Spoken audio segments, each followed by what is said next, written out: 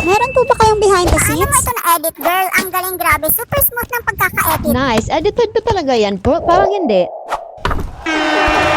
So, nagpatulong ako sa aking helper para gumawa ng 4 na videos. First, si player 1, and umakting ka lang dyan sa last part. Second clip is for the second player. So, palit naman kami ng pwesto ni helper. And as if ipapasa ko kay player 3. And pretending na na-shoot niya. Third clip naman tayo for the third player. So, ginampanan lang ni ate helper yung mga previous players. And sobrang saya ko dito dahil na-shoot ko talaga. And for the fourth clip, nagpatulong na kami sa aming kapitbahay. Dahil hinihintay niya kaming matapos para makapaglaro na siya.